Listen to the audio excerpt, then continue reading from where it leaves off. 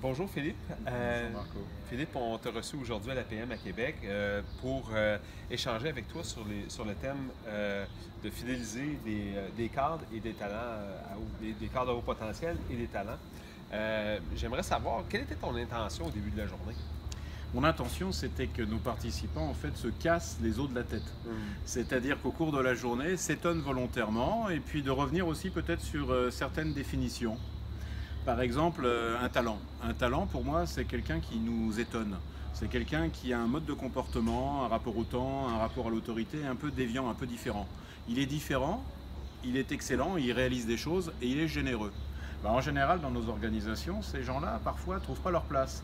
Ou alors, ils peuvent même être éjectés du système parce qu'ils nous renvoient à notre incompétence consciente. Un talent exige du dirigeant une capacité d'étonnement volontaire. L'étonnement volontaire.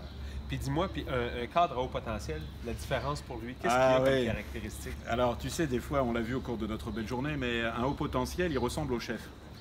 Il va penser à terme comme le chef. Il est dans le viseur du chef. Il fait courir aux dirigeants un très grand risque, le mimétisme. À terme, tout le monde se ressemble et tout le monde pense de la même manière. C'est pour ça qu'on a besoin de protéger les talents. On a besoin d'intégrer des gens dont on se dit en entretien, je suis pas sûr qu'il réussira, donc je vais le voir une deuxième fois. Et puis on marche avec lui, à ce moment-là on découvre de belles choses. Et un talent, c'est quelqu'un dont on change d'avis au cours de l'entretien. On se dit tiens, oui, peut-être non.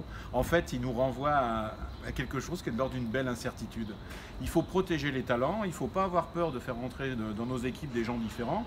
Et puis après, il faut tenir bon la note et souvent poser un cap et un cadre. Ah.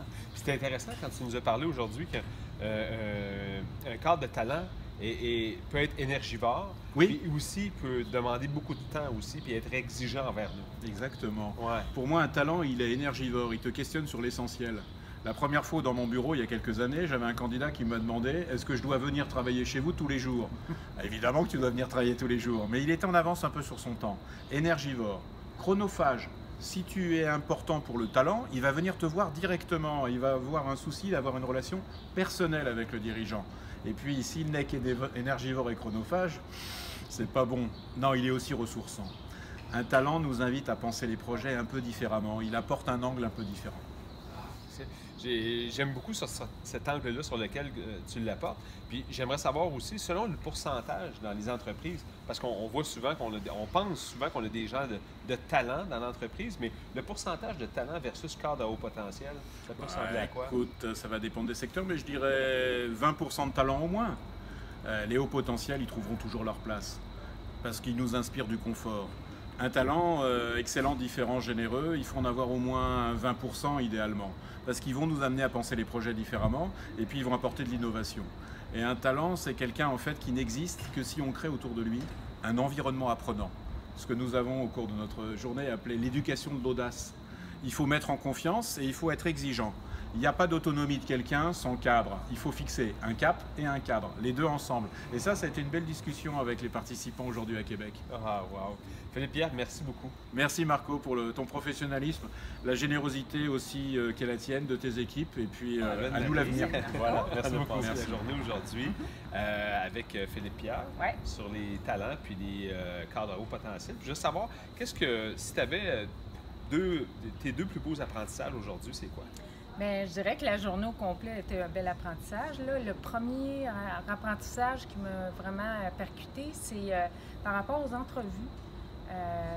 Deux choses. La première, c'est quand il a dit que c'était correct d'avoir de l'incertitude quand on passe des entrevues à des nouveaux employés, de ne pas être certain, puis que c'est correct, puis même c'est apprécié d'être capable de dire que la personne, on n'est pas sûr de la garder ou on n'est pas sûr que c'est la bonne personne, puis de se remettre en question. La deuxième chose, c'est un peu dans le même pour les entrevues, d'aller marcher avec la personne. Quand on rencontre quelqu'un, d'avoir un moment assis au bureau où on pose des questions, mais aussi d'aller à l'extérieur puis marcher. La façon de regarder, ou quand on se regarde moins dans les yeux, on regarde dans la même direction, il y a des choses qui ressortent pas nécessairement quand on se regarde. OK. On devrait peut-être essayer. Ah, on pourrait essayer. Ça marche ça? Ça, j'ai trouvé ça vraiment intéressant, puis je vais le mettre en application, c'est ça. OK, c'est le fun. Il y a quelque chose que tu peux mettre en pratique tout de Ouais. suite. Puis dis-moi, y a-tu quelque chose qui t'a étonné dans la journée?